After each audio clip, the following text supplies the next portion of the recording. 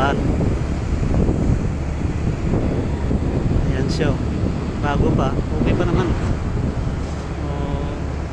Tingnan natin mamaya pag sa ibabaw na. Wala pa naman to, almost 2 years old pa lang to barko. Nauna na. Ito na yung magiging bahay natin sa loob ng 9 na buwan.